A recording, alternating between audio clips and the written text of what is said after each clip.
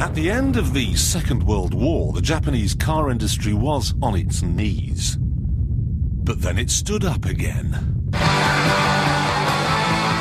In fact, the present-day Nissan Skyline GTR is very probably the most advanced car on the planet.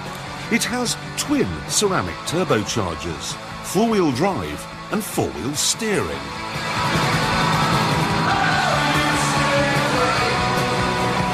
"50 years ago, Japan was wiped out, yet now they're making cars as good as this.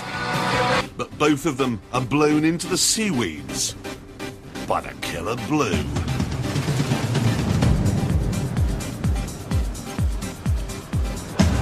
You get the sense with the Nissan Skyline that it was never intended to compete with a BMW or a Porsche. This thing was very obviously designed by the arcade game generation to take on the Sega Rally machine. It's a £50,000 PlayStation. You don't so much drive this car as cling on for dear life. It makes even the most ham-fisted driver feel like they've been suddenly fitted with God's feet.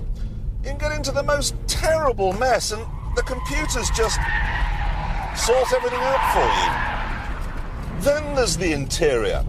Ordinarily in a Japanese car you look at the dashboard and think, oh dear. But in this you think, my word, what's that? Well, that's a sort of electronic readout computer thing, and if you press this, it gives you a different set of readings. I've got my boost pressure, my throttle position, injector, something or other, oil temperature, but this is the best one, okay? This is my G meter. Now, when I brake, it goes like that, and when I accelerate, it goes like that. But what you have to try and do is get it off the scale on the lateral G, which means being quite vigorous, really.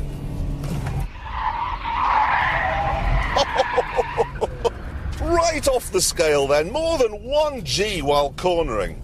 And the great thing is that you can download this information into your PC on this connector here.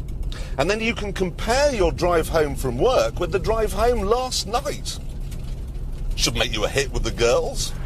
And don't think this Japanesiness is restricted only to the world of performance cars.